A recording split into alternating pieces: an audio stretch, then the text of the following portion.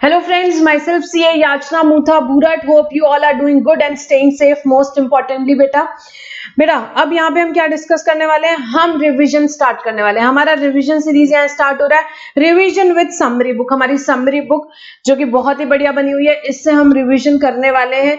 सबसे पहले तो ये समरी बुक आपके पास नहीं है तो डाउनलोड कर लो बेटा मेरी वेबसाइट www.icaleague.com में। जीएसटी की, कस्टम्स की दोनों समरी बुक अवेलेबल है, दोनों आपने यहाँ पे डाउनलोड कर लेनी है, दोनों आपने डाउनलोड कर लेनी है। और बेटा आप यूट्यूब चैनल सबसे पहले सब्सक्राइब कर लो सो दैट यहाँ पे जैसे जैसे मैं वीडियोस अपडेट करते जाऊं आपको यहाँ पे पता चलते जाए। ठीक है, अब ये रिवीजन सीरीज हमारा बेटा जैसा सीक्वेंस ऑफ चैप्टर्स था वैसे ही हम करेंगे। जीएसटी का बुक 1 करेंगे, बुक 2 करेंगे, यहाँ पे जीएसटी का रिविजनरी कंप्लीट करेंगे एंड यस हम कस्टम का भी रिवीजन कंप्लीट करेंगे। यहाँ पे हम कस्टम्स के भी रिवीजन सीरीज यहाँ पे करेंगे। जैसे कि मैंने आपको बोला था जीएसटी प्लस कस्टम्स हम दोनों का रिवीजन मिला के बेटा 15 आवर्स में करने वाले हैं। दोनों का रिवीजन हम 15 आवर्स में करने वाले। हमने पहले 90 आवर्स में पूरा कोर्स कंप्लीट किया along with question bank discussion. हमने हर एक क्वेश्चन डिस्कस किया क्लास में, हर एक पॉसिबल क्वेश्चन डिस्कस किए। एडिशनली मैंने कुछ additional question for practice update किए हैं जो कि आप देख सकते हो। क्वेश्चन बैंक अवेलेबल है वेबसाइट पे ही फ्री डाउनलोड सेक्शन में www.icaleague.com में, एप्लीकेबल फॉर नवंबर 20 अटेम्प्ट। तो जो भी मैंने यहाँ पे उसमें अपडेट किया है वो एडिशनल क्वेश्चन फॉर प्रैक्टिस, वो आपने एक बार प्रैक्टिस कर लेना है और आपको करना ही है बेटा। हमने क्लास में डिस्कस किए थे, पूरा क्वेश्चन बैंक डिस्कस किया था, सारे चैप्टर्स डिस्कस किए थे। एडिशनल क्वेश्चन फॉर प्रैक्टिस कुछ आपके प्रैक्टिस के लिए जो दिए थे वो आपने प्रैक्टिस करने ही है। बहुत ही बढ़िया एग्जाम लेवल प्रॉब्लम्स है उसमें। ठीक है, तो ये हमने 90 आवर्स में along with question bank, GST, customs, FTP पूरा डिस्कस किया था। मैंने आपको कमिट किया था 15 आवर्स का हम रिविजन करेंगे, क्योंकि हम पढ़ तो लेते हैं, प्रॉब्लम हमको क्या आता था मैम रिवीजन कैसे करें। तो यहाँ 15 आवर्स में बेटा मैं जीएसटी का, कस्टम्स का दोनों का रिवीजन कराने वाली हूँ। और जो हमारा मोटो था वो आपको कंटिन्यू करना है। क्या हमें लाना है, क्या बेटा एग्जामिशन एटलीस्ट 60 चाहिए मुझे। जिन सारे स्टूडेंट्स ने मुझसे पढ़ा है एटलीस्ट 60 मार्क्स मुझे चाहिए। ये कॉन्फिडेंस और मोटिवेशन हमने पूरी क्लास में मेंटेन किया और आपको अभी ये कंटिन्यूड मेंटेन करना है। बहुत ईजी है बेटा, बहुत ईजी। आपको पता है एमसीक्यू बेस्ड पेपर है आपका, 30 मार्क्स के तो आते हैं भाई एमसीक्यू और बाकी के 70 मार्क्स में क्या क्या आता है। All possible questions like case study kind of question आ सकते हैं आपको, प्रैक्टिकल क्वेश्चन आ सकते हैं आपको, थ्योरेटिकल क्वेश्चन आ सकते हैं आपको। ऐसे सारे पॉसिबल क्वेश्चंस हमने यहाँ पे प्रैक्टिस करे हुए हैं बाकी के। तो बेटा it is really very easy कि आप 30 मार्क्स का जो आपको एमसीक्यू आता है, 30 मार्क्स का जो आपका एमसीक्यू आता है उसमें 20 to 25 मार्क्स आप ले आओ। बिल्कुल डिफिकल्ट नहीं है। कंसेप्चुअल क्लैरिटी होनी चाहिए बेटा एमसीक्यू सॉल्व करने के लिए, जो कि आपके अंदर है बिल्कुल। हमने पूरा क्लास में डिस्कशन किया है। और बाकी के 70 मार्क्स के पेपर में बेटा 35 to 40 मार्क्स नहीं ला सकते। मैं सिर्फ 50% की बात कर रही हूँ यहाँ पे, 50% की बात कर रही हूँ। इस सब्जेक्ट में मिनिमम मुझे चाहिए 60 प्लस। हमने पूरी पढ़ाई करी है, पूरा क्वेश्चन बैंक सॉल्व किया, हर एक चैप्टर पढ़ा है, कुछ नहीं छोड़ा है, बहुत डिटेल में पढ़ा है। मिनिमम टाइम में 90 आवर्स में हमने पूरा क्वेश्चन बैंक डिस्कस किया। अब बात बचती है रिवीजन की, कॉन्फिडेंस की, मोटिवेशन की और पेपर प्रेजेंटेशन। सिर्फ यही 4 चीजें बचती है। तो रिवीजन मैं आपको करा दूंगी, कॉन्फिडेंस, मोटिवेशन बेटा आपको लास्ट पेपर है तब तक के आपको ही मेंटेन करना पड़ेगा। बस आपने यही सोचना है मुझे एग्जामिशन लाना है, मुझे सीए बनना है, मुझे यहाँ पे एग्रीगेट क्लियर करने के लिए एक पेपर में एग्जामिशन लाना बहुत जरूरी है। मैं आईडीटी बिल्कुल टारगेट कर रहा हूँ। आप दोनों ग्रुप दे रहे हैं तो आपको एटलीस्ट 2-3 पेपर टारगेट करने चाहिए, मिनिमम 3 पेपर्स की भाई मेरे को एग्जामिशन है। एक ग्रुप दे रहे हो तो 1 या 2 पेपर आपको टारगेट करने चाहिए कि इसमें एग्जामिशन आएगा तभी एग्रीगेट बनेगा बेटा। बहुत मुश्किल है कि आप सब में 50-50 एज्यूम करो, नहीं। एक पेपर तो बिल्कुल जाना चाहिए, 60 प्लस 65-70 बिल्कुल जाना चाहिए। और मुझे मेरे स्टूडेंट से आईडीटी में चाहिए, बिल्कुल चाहिए और बिल्कुल आ सकता है बेटा। यहाँ पे हमने पूरा क्लास में डिस्कशन किया, आपने बस याद रखना है वो रिवीजन हम प्रॉपर्ली करेंगे। बची बात आपने यहाँ पे पेपर प्रेजेंटेशन, मैंने क्लास में आपको टेक्निक्स बताई हुई है सारी, मैं फिर से रिपीट करूंगी एग्जाम टाइम में। याद रखो बेटा केस स्टडी वाले जो प्रॉब्लम्स आते हैं, हमारे क्वेश्चंस आते हैं, उसको हमने कैसे लिखना है, facts of the case, legal provision, discussion and analysis and conclusion. Law की लैंग्वेज यूज करनी, जो सेक्शंस याद किए हैं पूरे वो याद से लिखने हैं वहां पे, गलत सेक्शन नहीं लिखने, बट पेपर में सेक्शंस होने चाहिए, एकदम स्पार्क होना चाहिए पेपर में। देन प्रैक्टिकल क्वेश्चंस बेटा यहाँ पे सारे कैलकुलेशंस आपके ब्रैकेट में होने चाहिए, note should form part of your answer properly, हर एक चीज का एक्सप्लेनेशन नोट्स दो, यहाँ पे स्टेप मार्किंग्स होती है। एंड थ्योरेटिकल क्वेश्चन बेटा आप थ्योरेटिकल क्वेश्चन जैसा हो सके पॉइंट वाइज लिखो, पैराग्राफ में लिख रहे हो जहां सेक्शंस लॉ की लैंग्वेज आती है वो करो, अंडरलाइनिंग करो, ये सब चीजें छोटी छोटी सी चीजें होती है, आपको एग्जाम में पता होता है बट प्रेजेंटेशन इफेक्टिव नहीं हो पाता है। प्रेजेंटेशन हमें बहुत इफेक्टिव रखना चाहिए, पेपर में स्पार्क होना चाहिए भाई, एग्जामिनर को लगना चाहिए भाई इसने तो सीए बनना है, इसने तो सीए बनना है। यहाँ मेरे पास 10 पेपर मैंने चेक किए, ये पेपर थोड़ा सा एक्सेप्शनल आया मेरे पास, क्यों नहीं देगा यार मार्क्स, बिल्कुल मार्क्स देंगे एग्जामिनर आपको, ठीक है। तो बेटा ये हमारा डिस्कशन हुआ किससे रिलेटेड, यहाँ पे ये हमारा डिस्कशन होता है जो हमने जनरल डिस्कशन वगैरह किया। अब मैं आपको बता दूं बेटा रिवीजन सीरीज जो हम शुरू कर रहे हैं हम हमारे बुक के हिसाब से ही चलेंगे, हमारा जो बुक 1 बुक 2 बुक 3 है वैसे ही हम डिस्कस करेंगे, ठीक है। तो अब मैं एक बात और बता दूं बेटा, यहाँ पे ये जो लेक्चर्स यहाँ पे अपलोड होने वाले हैं, जीएसटी रिविजन नवंबर 20 एक प्लेलिस्ट रहेगी, customs revision November 20-CA final in both the cases। ये प्लेलिस्ट का नाम रहेगा और इसमें ही आपके सारे लेक्चर्स अपलोड होते जाएंगे, तो आपने ये प्लेलिस्ट फॉलो करना है। अब मैं बता दूं जैसे कि बेटा जीएसटी में कुछ 2-3-4 चैप्टर्स है जिसमें कि कोई चेंजेस नहीं हुए हैं, जैसे कि मैं बताऊं आपको जो नवंबर 19 में अवेलेबल, जो नवंबर 19 की मैंने अपलोड किए थे लेक्चर्स, रिविजन लेक्चर, उसके बाद भी उस चैप्टर में कोई चेंज नहीं, जैसे कि levy and collection of tax, time of supply, job work, तो इन चैप्टर्स का बेटा मैं एज इट इज प्लेलिस्ट में ऐड कर रही हूँ, मैं वापस से अपलोड नहीं करने वाली हूँ क्योंकि कोई भी चेंज नहीं। जिन चैप्टर्स में अमेंडमेंट्स है, चेंजेस हैं, जो भी हैं, तो मैं उनके लिए अपडेटेड लेक्चर अपलोड करने वाली हूँ।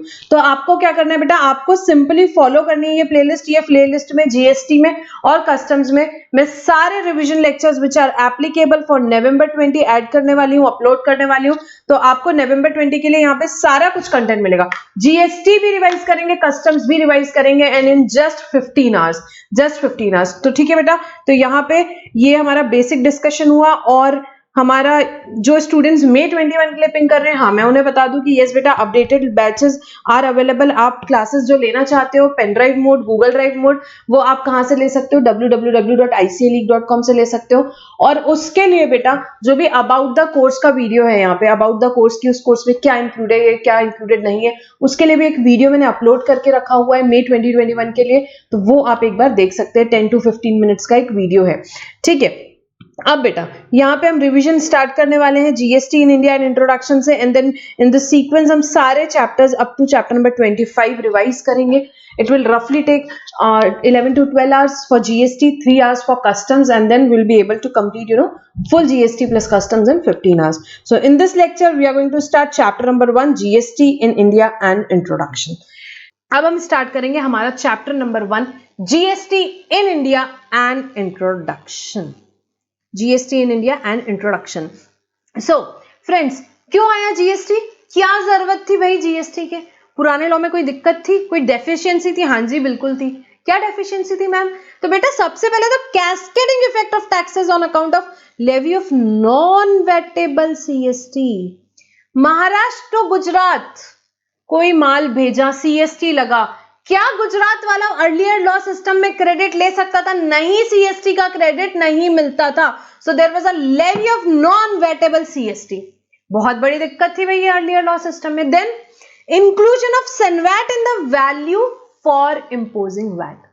तो यहां पे अगर मैंने कोई गुड्स खरीदे हैं, ठीक है, मैं ट्रेडर हूं, मैन्युफैक्चरर से खरीदे, मैन्युफैक्चरर एक्साइज ड्यूटी लगाता था, हाँ जी बिल्कुल लगाता था, मैंने ट्रेडर ने खरीदा, क्या मुझे क्रेडिट मिलता था? नहीं, मुझे तो वैट भरने का है, आउटपुट सेल पे वैट लगता था, मैन्युफैक्चरिंग पे एक्साइज लगता था, तो मुझे as a trader I don't get the credit of that CENVAT.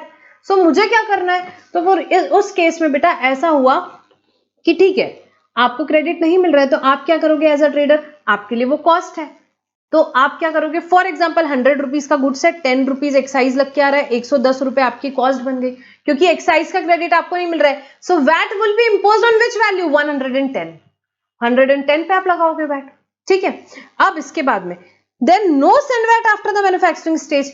Manufacturing stage वाला जैसे हमने डिस्कस किया वही लगाता था क्या?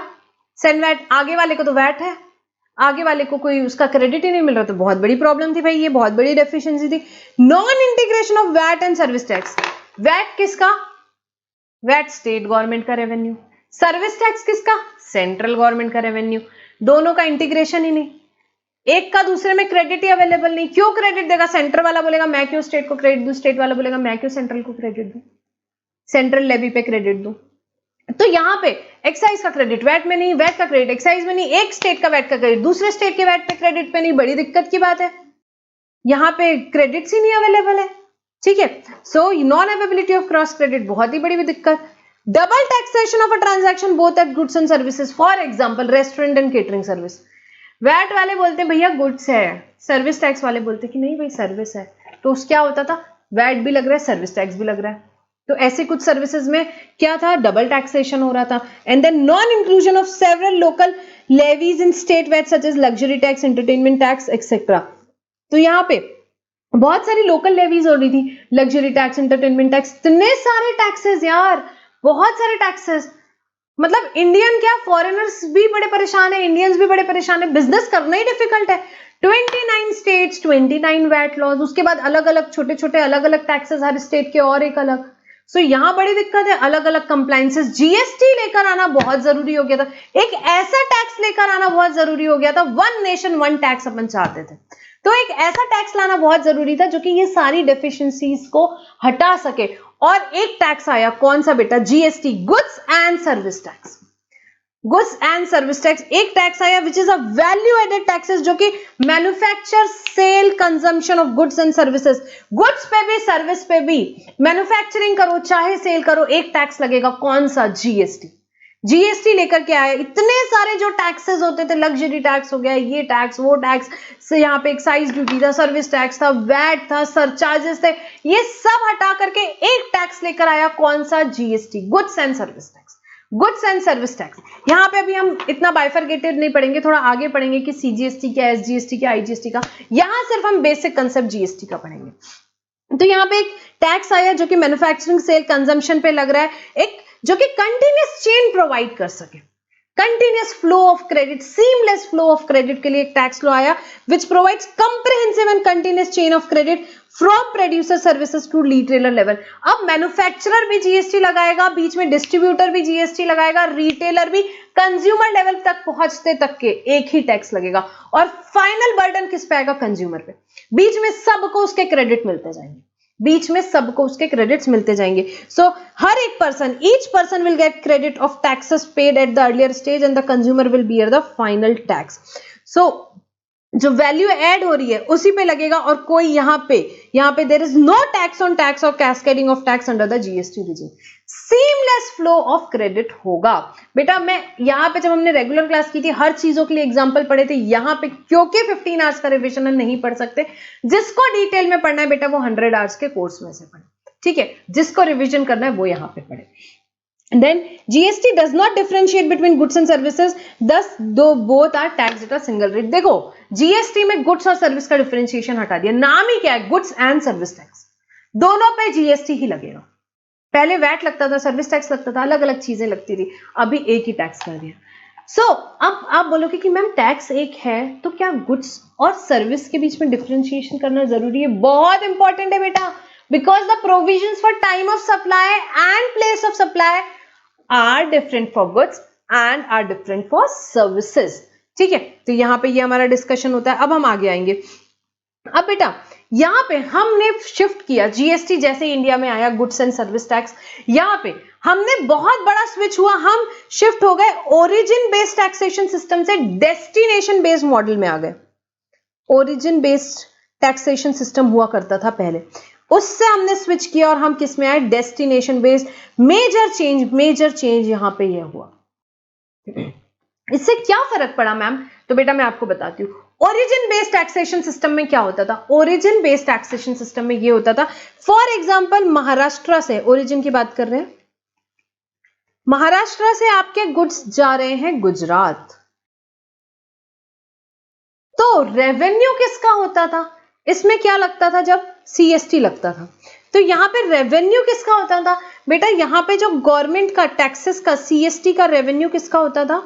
सीएसटी का रेवेन्यू होता था महाराष्ट्र गवर्नमेंट का, सीएसटी का रेवेन्यू होता था महाराष्ट्र गवर्नमेंट का।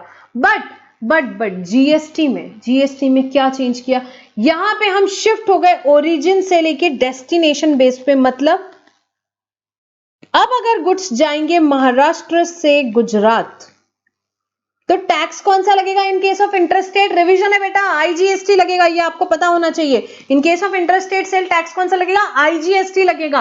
आईजीएसटी का रेवेन्यू किसका है बेटा?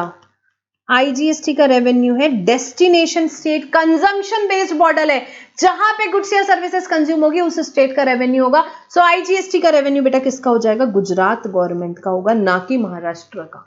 आईजीएसटी का रेवेन्यू एक्चुअली 50-50 अपोर्शन होता है, आधा जाता है सेंटर के पास में, और एसजीएसटी जो उसका पार्ट है, सीजीएसटी सॉरी जो उसका 50% पोर्शन है, आईजीएसटी का जो 50% पोर्शन है वो किसके पास जाएगा बेटा?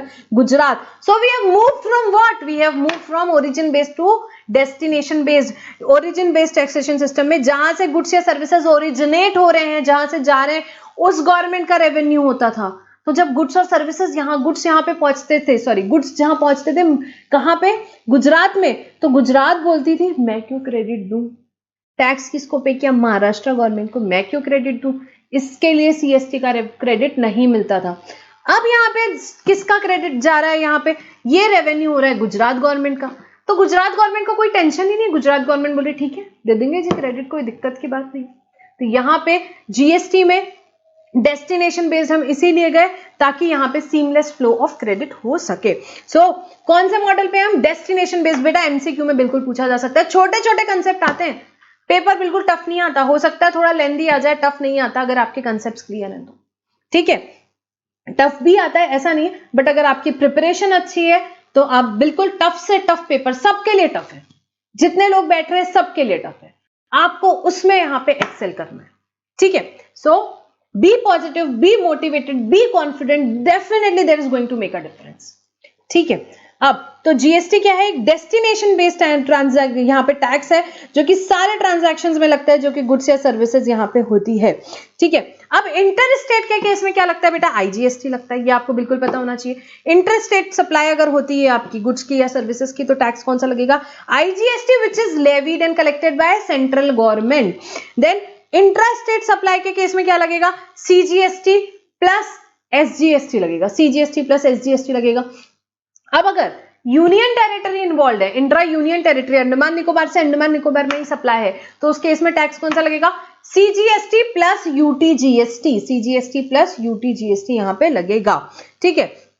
अब ये यहां पे जीएसटी आ तो गया, जीएसटी आ तो गया, पर अब जो पुराने टैक्सेस थे वो जाएंगे तब तो जीएसटी आएगा। तो कौन से पुराने टैक्सेस है सेंट्रल लेवल पे और स्टेट लेवल पे जो कि सब्स्यूम हो गए, जो कि सब्स्यूम हो गए?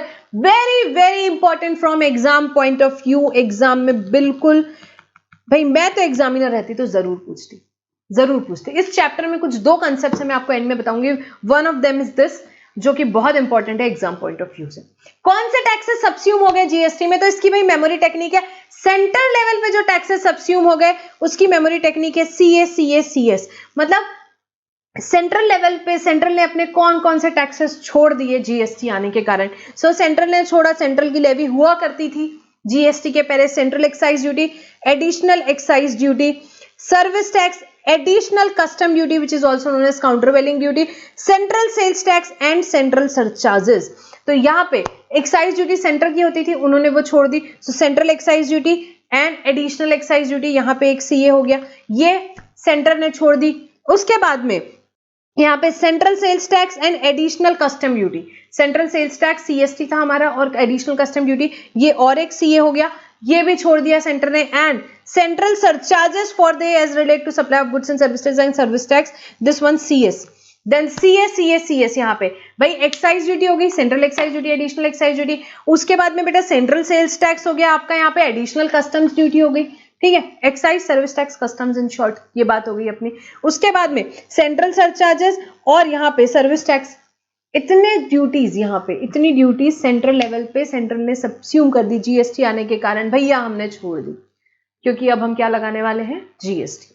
स्टेट ने भी कुछ टैक्सेस छोड़े। स्टेट ने कौन से टैक्सेस छोड़े, इसकी मेमोरी टेक्निक है। एक मूवी थी, याद है आपको, PS I लव यू, तो वो PS लव यहाँ पे आपको मेमोरी टेक्निक में याद रखना है। सो स्टेट ने कौन से टैक्सेस छोड़े बेटा, स्टेट ने छोड़ा वैट, लग्जरी टैक्स और lottery batting gambling, octroi and entry tax, purchase tax, state surcharges and cess so far as they relate to supply of goods and services। आप सोच रहे हो कि इतने सारे टैक्सेस है बेटा, जीएसटी आपको डिफिकल्ट लग रहा है, बिल्कुल डिफिकल्ट नहीं है। आप देखो पहले की स्थिति, पहले के इतने सारे टैक्सेस बेटा आ गए हैं जीएसटी के अंदर। तो यहाँ पे स्टेट ने कौन से टैक्सेस छोड़े, PS लव, मतलब कि P stands here for purchase tax, S here stands for state surcharges and cess, then L stands for lottery taxes on lottery betting and gambling, luxury taxes on lottery betting and gambling, O stands for octroi, octroi आप लोगों ने पता ही होगा, आपको final level पे हो आपको, then V stands for VAT and sales tax। PS dash love, इतने टैक्सेस बेटा किसने छोड़े, स्टेट ने छोड़े, स्टेट ने छोड़े। अब कुछ टैक्सेस थे जो यहाँ पे जीएसटी में नहीं आए, जो जीएसटी में नहीं आए, taxes which are not subsume. ये जो फर्स्ट 2 कॉलम हमने जो यहाँ पे पढ़े वो किस चीज से पढ़े हमने, जो सेंट्रल लेवल पे टैक्सेस जीएसटी में आ गए और जो स्टेट लेवल पे टैक्सेस जीएसटी में आ गए। अब कौन से टैक्सेस जीएसटी में सबस्यूम नहीं आए, मतलब these are the continuing taxes, ये टैक्सेस अभी भी लग रहे हैं। कौन से हैं वो, कस्टम ड्यूटी आपको याद हो हमने पढ़ा है, बेसिक कस्टम ड्यूटी अभी भी लग रही है, देन स्टैम्प ड्यूटी अभी भी लगती है, व्हीकल टैक्स अभी भी लगता है, एक्साइज ड्यूटी एंड लिकर हम नहीं छोड़ेंगे, अल्कोहल को तो लेवी सेक्शन से ही बाहर कर दिया, इस पे तो भैया हम अभी भी स्टेट एक्साइज ही लेंगे, हम पढ़ेंगे ये बहुत डिटेल में। Then taxes on sale and consumption of electricity, electricity पे अभी भी नहीं लगेगा। Then road tax, entertainment taxes levied by local bodies, इतने में बेटा इतने टैक्सेस जीएसटी में सबस्यूम नहीं हुए हैं, इतने टैक्सेस जीएसटी में सबस्यूम नहीं हुए। इसकी मेमोरी टेक्निक है वीर CS, मेरा वीर बना CS, Veer dash CS, where V stands for vehicle tax, E stands for electricity, then E stands for entertainment tax, R stands for यहाँ पे road tax, C stands for custom duty, S stands for stamp duty, V dash CS इसकी memory technique है। और यहाँ पे ये taxes subsume नहीं हुए हैं जीएसटी में, ये टैक्सेस सबस्यूम नहीं हुए हैं जीएसटी में। तो सेंट्रल लेवल पे कौन कौन से टैक्सेस सबस्यूम हुए, ma'am CS। Then state level पे कौन से टैक्सेस सबस्यूम हुए, PS dash love, and then यहाँ पे कौन से टैक्सेस सबस्यूम नहीं हुए, वी डैश CS वाले टैक्सेस सबस्यूम नहीं हुए हैं बेटा। Very important from exam point of view, MCQ में पूछ सकते हैं, शॉर्ट नोट पूछ सकते हैं, किसी ना किसी तरीके से ये बिल्कुल आपको एग्जाम में आ सकता है। अब बेटा सेंटर ने अपने टैक्सेस छोड़ दिए, टैक्स क्या होता है, उनका रेवेन्यू होता है यार, उसी से तो उनके पास रेवेन्यू आता है जिससे वो सारे काम करते हैं। स्टेट ने अपने इतने सारे टैक्सेस छोड़ दिए, अब क्या हुआ, अब आया जीएसटी। जीएसटी कैसे आया, इंडिया में जीएसटी आया ड्वेल मॉडल में। ड्वेल मॉडल में जीएसटी आया मतलब centre also has the power to levy taxes and state also has the power to levy taxes. Both center and state will simultaneously levy GST. दोनों जन simultaneously GST levy करेंगे। ये India का invention है, बाकी काफी जगहों पे नेशनल जीएसटी चलता है कि भाई एक ही जीएसटी, CSI ऐसा कुछ नहीं। इंडिया ने कुछ अलग किया, इंडिया ने बोला नहीं, हमारा फेडरल स्ट्रक्चर ही ऐसा है, अलग अलग स्टेट्स, सबकी अपनी अपनी रिस्पॉन्सिबिलिटी, सबको अपने अपने रेवेन्यू चाहिए अपने काम करने के लिए। सो यहाँ पे ड्वेल मॉडल पे जीएसटी आएगा, मतलब centre also has the power to levy taxes and state also has the power to levy taxes. और जो जीएसटी आया, बॉडी ऑफ जीएसटी लॉ हम देखेंगे यहाँ पे, जीएसटी इंडिया में आया, CGST एक्ट आया सबसे पहले 2017, मतलब क्या, central goods and service tax act 2017। Then SGST जो कि आया 29 स्टेट्स और 2 यूनियन टेरिटरी, मतलब दिल्ली और पौंडीचेरी के लिए यहाँ पे SGST एक्ट आया यहाँ पे, और बाकी के 29 स्टेट्स का, हर एक स्टेट का अपना अपना आया।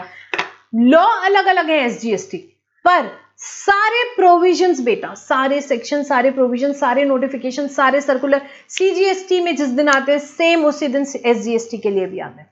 ठीक है, इतनी हार्मोनी मेंटेन करिए, रेट ऑफ टैक्स से लेके सब कुछ सेम है, सब कुछ सेम है। Then UTGST Act 2017 for the Union Territories Andaman and Nicobar, Lakshadweep, Dadra and Nagar Haveli, Daman and Diu and Chandigarh, ये 5 जगहों के लिए, ये 5 जगहों के लिए क्या आया, UTGST Act 2017 आया। देन IGST Act आया एंड GST कंपनसेशन सेस यहाँ पे आया, GST कंपनसेशन एक्ट 2017। IGST किसके लिए आया, इंटर स्टेट के लिए। यहाँ पे सीजीएसटी और एसजीएसटी किसके लिए आया बेटा? सीजीएसटी और एसजीएसटी कब लगता है? In case of intra state movement, Maharashtra to Maharashtra, मैंने Nagpur to Pune good supply किए, टैक्स कौन सा लगेगा? CGST plus SGST. देन मैंने Andaman Nicobar to Andaman Nicobar good supply किए, या मैंने लक्षद्वीप से ही लक्षद्वीप पे यहाँ पे गुड सप्लाई किए, तो टैक्स क्या लगेगा बेटा? CGST plus UTGST. अब मैंने फॉर एग्जांपल महाराष्ट्र से मध्य प्रदेश गुड्स भेजे, तो टैक्स कौन सा लगेगा बेटा? आईजीएसटी टैक्स लगेगा, आईजीएसटी टैक्स लगेगा। अब ये जीएसटी कंपनसेशन सेस की क्या स्टोरी है? अब मैंने आपको समझाया था, अभी हमने पढ़ा था ओरिजिन बेस्ड और डेस्टिनेशन बेस्ड मॉडल। अब सारे स्टेट आ गए टेंशन में, बोले अरे ये क्या हुआ भाई, ओरिजिन बेस्ड से हम डेस्टिनेशन बेस्ड में जा रहे हैं, मतलब सेलर स्टेट को लॉस हो सकता है। फॉर एग्जाम्पल हमारे इस एग्जाम्पल में पहले सीएसटी का रेवेन्यू किसको मिलता था? महाराष्ट्र गवर्नमेंट को। अब किसको मिलेगा? गुजरात गवर्नमेंट को। गवर्नमेंट टेंशन में आ गई कि भाई जीएसटी आने के कारण लॉस हो गया, तो गवर्नमेंट टेंशन में आ गई, तो गवर्नमेंट को फिर ऐसा लगा, गवर्नमेंट ने बोला ठीक है आप टेंशन मत लो, जिन भी सेलर स्टेट्स को जीएसटी आने के कारण लॉस होगा उनको हम कंपनसेट करेंगे। किससे? जीएसटी कंपनसेशन सेस लेंगे हम, कुछ प्रोडक्ट्स पे, लग्जूरियस गुड्स पे लेंगे, कुछ सिन गुड्स पे लेंगे, और उससे जो रेवेन्यू आएगा उससे कंपनसेट करेंगे हम किसको? उन सेलर स्टेट्स को जिनको जीएसटी आने के कारण लॉस हुआ, तो यहाँ पे ये CGST act 2017, SGST act 2017, UTGST act 2017, IGST act आया और जीएसटी कंपनसेशन सेस आया, ये 5 चीजें आई। ये है हमारी बॉडी ऑफ जीएसटी लॉ, ठीक है। अब इसके बाद जीएसटी सबसे पहले वर्ल्ड में कैसे आना शुरू हुआ, हम एक थोड़ा सा जेनेसिस ऑफ जीएसटी देखेंगे। यहाँ पे सबसे फर्स्ट कंट्रीब्यूटर 1954 से चल रहा है, हमारे यहाँ भी आया है 2017 में। 1954 में सबसे फर्स्ट कंट्री थी फ्रांस, जिसने जीएसटी लेकर के आई, और इतने सालों में 1954 से लेकर 2017 तक के अराउंड 160 कंट्रीज में यहाँ पे जीएसटी इंप्लीमेंट हुआ, और उसके बाद जीएसटी इंप्लीमेंट हुआ कहाँ पे? इंडिया में। 2004 में डॉक्टर केलकर टास्क फोर्स ने रिकमेंड किया था कि भाई नेशनल जीएसटी आना चाहिए। क्या आना चाहिए? नेशनल जीएसटी आना चाहिए, मतलब एक ही जीएसटी, ये सीएसआई ऐसा कुछ भी नहीं, उन्होंने एक ही जीएसटी का रिकमेंडेशन किया था 2004 में। But due to India's federal structure it was very important to come a law like a dual model, and so India has implemented a dual model GST from when 1 July 2017। 2004 से लेके 2017 तक के बहुत सारी deadlines miss हुई, और finally 1 July 2017 को GST यहाँ पे आया। बट जम्मू कश्मीर अग्री नहीं कर रही थी उस दिन में भी, but finally on 8 July 2017 Jammu Kashmir agreed, और वहां पे भी जीएसटी इंप्लीमेंट हो गया। अब इसके बीच में हमने जब डिटेल क्लास में डिस्कशन किया था, 100 आवर्स वाली हमारी क्लास में हमने पूरा डिटेल डिस्कशन किया था डेट वाइज, कि हर डेट पे फ्रॉम 2004 टू 2017 क्या क्या चीजें हुई। From exam point of view I personally feel dates and all are not so important, क्योंकि आपके यहाँ पे जो एग्जाम में एमसीक्यू भी आते हैं तो वो आपके कंसेप्ट बेस्ड आते हैं, आपके एप्लीकेशन बेस्ड आते हैं, सो डेट्स को याद करना इतना इंपॉर्टेंट मुझे नहीं लगता है, और मैंने यहाँ पे स्किप की, जिसे पढ़ना है वो रेगुलर नोट से पढ़ सकते हैं। नाउ अब जीएसटी इतना बड़ा यार, जीएसटी लॉ पूरे इंडिया में ऐसे चलाया, तो उसके लिए एक बहुत ही बढ़िया हार्मोनी मेंटेन करी गई।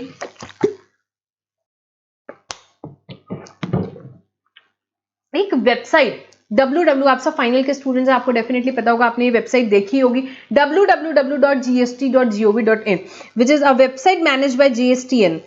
इस वेबसाइट से ही सब कुछ होता है बेटा, right from registration till appeals, everything is online. You also know, returns online करोगे, पेमेंट ऑनलाइन करोगे, यहाँ पे आपको रिफंड क्लेम करना है, आप रिफंड ऑनलाइन क्लेम करोगे, एप्लीकेशन आपकी ऑनलाइन जारी, सारी चीजें जीएसटी में यहाँ पे ऑनलाइन कर दी गई है। बहुत ही बढ़िया वेबसाइट, यहाँ पे सब कुछ मैनेज करी गई है, ठीक है। कुछ यहाँ पे डिलेज एंड ऑल दैट है, वो सब बातें अलग होगी, हम अभी यहाँ पे एग्जाम ओरिएंटेड बात ही करेंगे। सो यहाँ पे ये जो वेबसाइट है, यहाँ सब कुछ ऑनलाइन यहाँ पे होता है इस वेबसाइट के अंदर, ठीक है। सो यहाँ पे क्या क्या है जीएसटीएन के फंक्शन?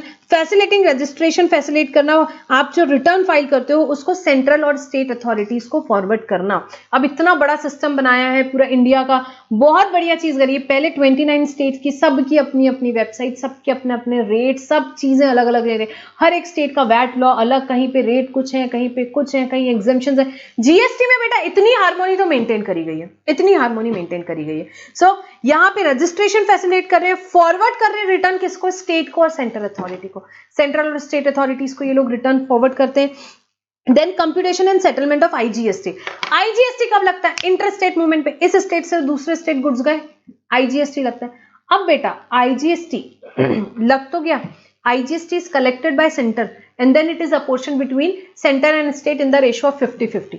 तो आज एक दिन में इंडिया में कितने सारे ट्रांजैक्शंस होते हैं, कितने सारे सेलर्स इंटर स्टेट यहां पे ट्रांजैक्शन कर रहे हैं, तो उसका सेटलमेंट कैसे होगा, तो उसका सेटलमेंट बेटा यहाँ पे computation and settlement of IGST, आप जो प्लेस ऑफ सप्लाई का कॉलम फिल करते हो ना उसके बेसिस पे होता है, उसके बेसिस पे होता है, और यहाँ पे ये जीएसटीएन करता है।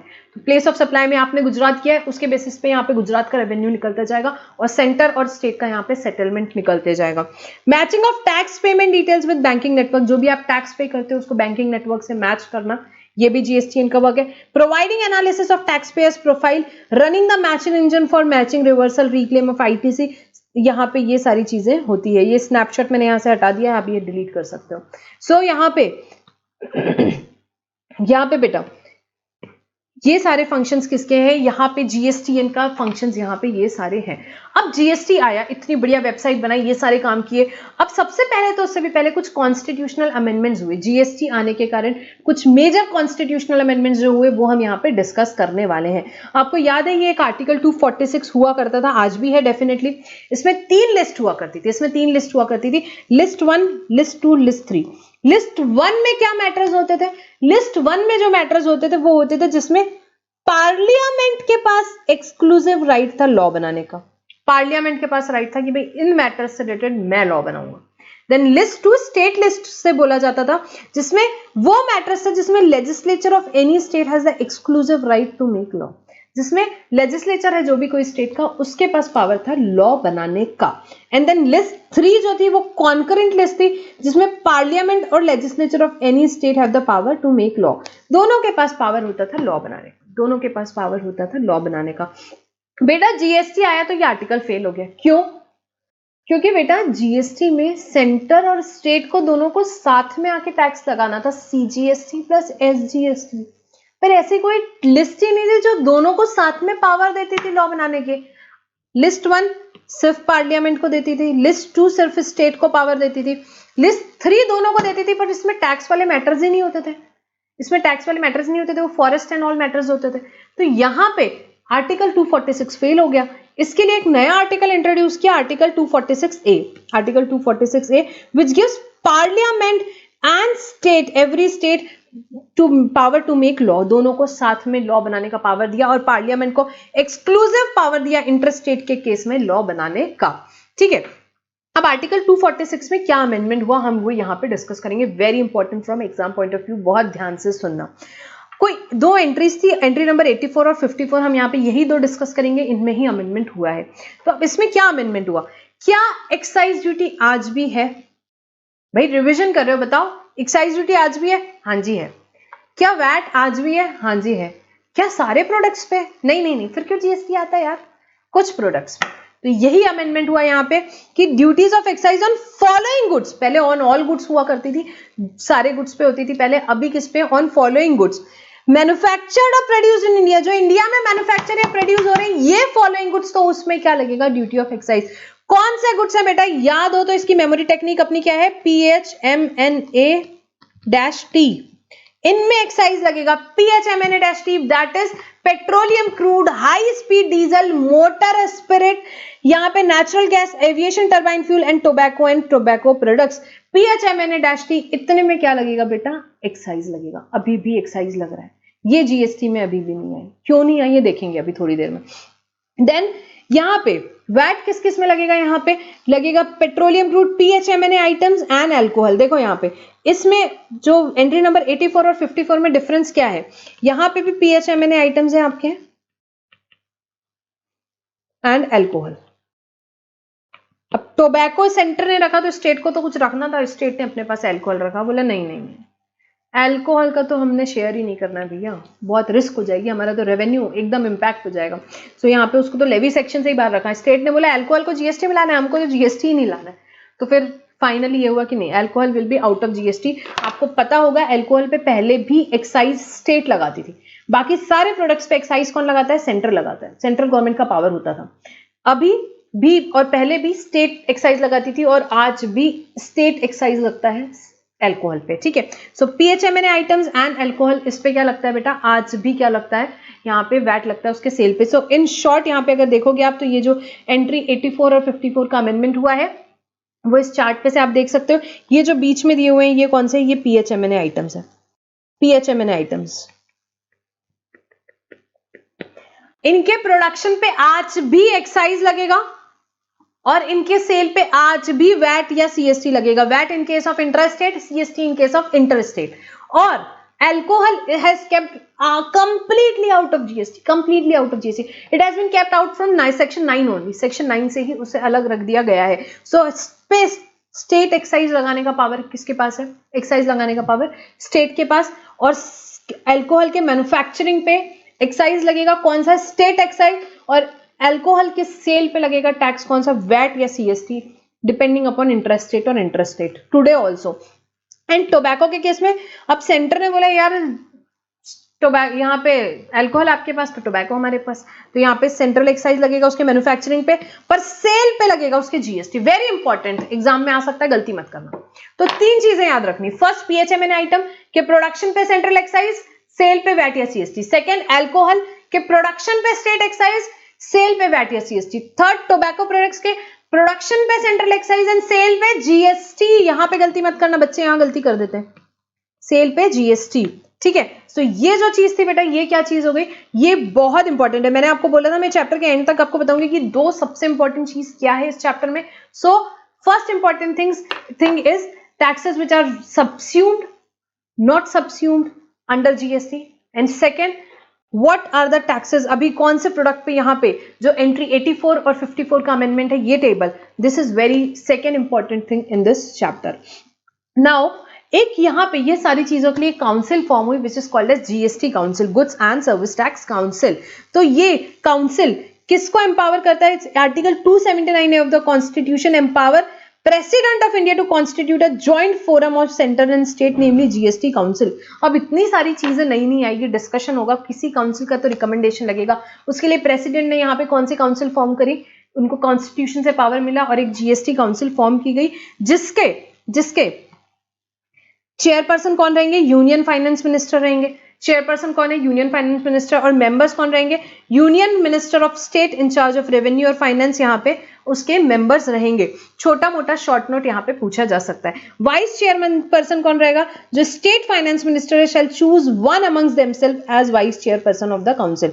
अब सबसे इंपॉर्टेंट, ये काउंसिल का रोल क्या है, ये काउंसिल का रोल क्या है, ये काउंसिल का बहुत इंपॉर्टेंट, मैं इसके लिए इसे बोलूंगी क्योंकि इसी के रिकमेंडेशन पे सारी चीजें हो रही सारी। भाई ये काउंसिल ही रिकमेंड करेगी कि भाई क्या टैक्स लगेगा, क्या सेस लगेंगे, क्या सरचार्ज लगाएंगे यूनियन स्टेट्स, यहाँ पे कौन से टैक्स सरचार्जेस सब्स्यूम हो गए जीएसटी में, कौन से good services will be exempted और that may be subject to tax, then model of GST law, सारे principal of levy, apportionment, everything पत्ता भी नहीं हिलेगा जीएसटी काउंसिल के रिकमेंडेशन के बिना, सब कुछ जीएसटी में। The principles that govern the place of supply, जो थ्रेशोल्ड लिमिट यहाँ पे जिससे जीएसटी एग्जेम्प्ट रहेंगे, अभी यहाँ पे इतनी सारी थ्रेशोल्ड लिमिट्स रजिस्ट्रेशन के चैप्टर में हम देखेंगे चेंज हुई है, तो ये सारे जीएसटी काउंसिल के रिकमेंडेशन पे ही होता है। Rates including floor rates for a specified period to raise additional resources during any natural calamity, special provision with respect to special category states और एनी अदर मैटर, कोई भी मैटर हो GST से रिलेटेड, जीएसटी काउंसिल के recommendation से ही होगा everything. इस पे क्या आ सकता है एग्जाम में बेटा, शॉर्ट नोट पूछा जा सकता है जीएसटी काउंसिल पे। So here we complete our chapter number 1 which was relating to GST in India and introduction, GST in India and introduction. And अब इसके बाद हम कंटिन्यूअसली यहाँ पे हर एक चैप्टर का रिविजन करेंगे। हार्डली हर एक चैप्टर को 30 मिनट्स टू 1 आवर के बीच में रहेगा, किसी को हो सकता है 20 मिनट्स में भी हो जाए, but maximum for example ITC का चैप्टर है, बहुत बड़ा चैप्टर है, प्लेस ऑफ सप्लाई का चैप्टर है, तो that we would cover in 1 hour. छोटे मोटे चैप्टर सारे 30 मिनट्स के अराउंड हमारे यहाँ पे रिविजन होंगे। सो बेटा here we complete chapter number 1 GST in India and introduction. बेटा ये समरी बुक जिसके पास भी नहीं डाउनलोड कर लो, फ्री डाउनलोड सेक्शन में अवेलेबल है www.icaleague.com में। तो ये आप वहां से डाउनलोड कर सकते हैं, क्योंकि पूरा का पूरा रिवीजन सीरीज इसी पे बेस्ड रहेगा। जीएसटी की भी अवेलेबल है, कस्टम्स की भी अवेलेबल है वहां पे, and more over question bank भी बेटा वहां पे अवेलेबल है, आप वो डाउनलोड कर सकते हो। लिस्ट ऑफ सेक्शंस अवेलेबल है वहां पे, वो आप डाउनलोड कर सकते हो। ठीक है, तो ये सारा रिसोर्सेज www.icaric.com में फ्रीली अवेलेबल है, जो कि आप वो वहां से डाउनलोड कर सकते हो। सो बेटा will stop our discussion for this chapter over here. Thank you for now.